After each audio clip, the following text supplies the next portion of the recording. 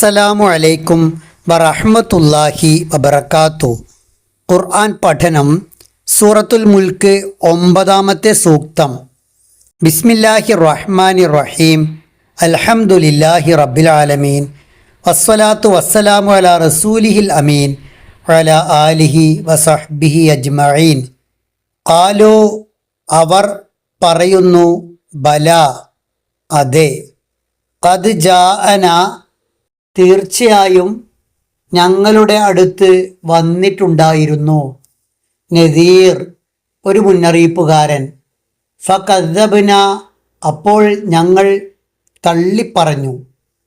വഖുൽന, ഞങ്ങൾ പറയുകയും ചെയ്തു, മാ നസ്സലല്ലാ, അല്ലാഹു അവതരിപ്പിച്ചിട്ടില്ല, മിൻ ഷൈ, ഒന്നും തന്നെ, ഇൻ അൻതും, നിങ്ങളല്ല, ഇല്ല, അല്ലാതെ, ഫീ ളലാലിൻ, വഴികേടിൽ, കബീർ, വലിയ.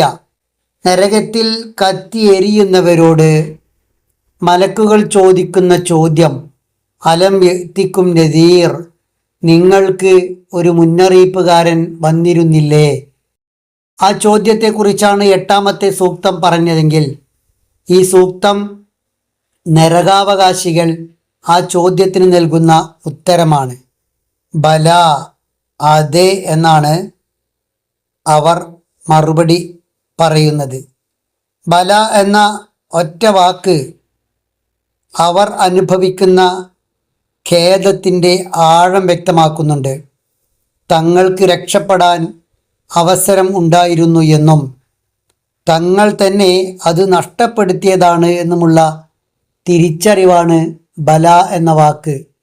ഖദ് ജാഅനാ നദീർ, ഞങ്ങൾക്ക് മുന്നറിയിപ്പുകാരൻ വന്നിരുന്നു. സത്യത്തെക്കുറിച്ച് പൂർണ്ണമായും വിശദീകരിച്ച് തരുന്ന, ശരിയായ പാതയിലൂടെ സഞ്ചരിക്കാനുള്ള എല്ലാ വഴിയും കാണിച്ചു തരുന്ന മുന്നറിയിപ്പുകാർ തീർച്ചയായും വന്നിരുന്നു. അപ്പോൾ ഞങ്ങൾ ചെയ്തത് ഫകദ്ദബ്ന, ഒന്നാമത് ആ മുന്നറിയിപ്പുകാരെ കളവാക്കി എന്നതാണ്. രണ്ടാമത് വഖുൽന മാ നസ്സലല്ലാഹു മിൻ ഷൈ, അല്ലാഹു ഒന്നും അവതരിപ്പിച്ചിട്ടില്ല എന്ന് പറഞ്ഞു എന്നതാണ്. മൂന്നാമത് ഇൻ അൻതും ഇല്ലാ ഫി ളലാലിൻ കബീർ, പ്രവാചകന്മാരെ വഴി പിഴച്ചവരായി ചിത്രീകരിച്ചു എന്നതാണ്. സത്യത്തെ നിഷേധിക്കുമ്പോൾ 3 ഘട്ടങ്ങളിലൂടെ മനുഷ്യൻ കടന്നു പോകുന്നതിനെക്കുറിച്ചാണ് ഈ ഭാഗം വിശദീകരിക്കുന്നത്. ഒന്നാമത് പ്രവാചകന്മാരെ നിഷേധിക്കുന്നു, അതാണ് ഫകദ്ദബ്ന. രണ്ടാമത് ദിവ്യബോധനത്തെ, വഹീനെ നിഷേധിക്കുന്നു, മാ നസ്സലല്ലാഹു മിൻ ഷൈ. മൂന്നാമത് പ്രവാചകന്മാരെ വഴി പിഴച്ചവരായി ചിത്രീകരിക്കുന്നു. മുൻകാലഘട്ടങ്ങളിലെല്ലാം ഓരോ പ്രവാചകന്മാരെയും അതത് ജനതകൾ എങ്ങനെയാണ് നിഷേധിച്ചത് എന്നതിൻ്റെ ഒരു ചിത്രമാണ് ഖുർആൻ ഈ സൂക്തത്തിൽ നൽകുന്നത്. നന്മ ഉപദേശിക്കുന്നവരെ സമൂഹത്തിൽ ഒറ്റപ്പെടുത്തുകയും അവരെ വഴിപിഴച്ചവർ എന്ന് വിളിക്കുകയും ചെയ്യുന്ന സ്വഭാവം ഇന്നും തുടരുന്നതായി കാണാൻ കഴിയും. അതെല്ലാം ഈ സത്യനിഷേധത്തിൻ്റെ ബാക്കി പത്രമാണ്. സ്വന്തം പരാജയം മലക്കുകൾക്ക് മുന്നിൽ തുറന്ന് പറയേണ്ടി വരുന്ന സത്യനിഷേധിയുടെ അങ്ങേയറ്റത്തെ മാനസിക തകർച്ചയും അപമാനവും ഈ ആയത്ത് കൃത്യമായി വരച്ച് കാട്ടുന്നുണ്ട്.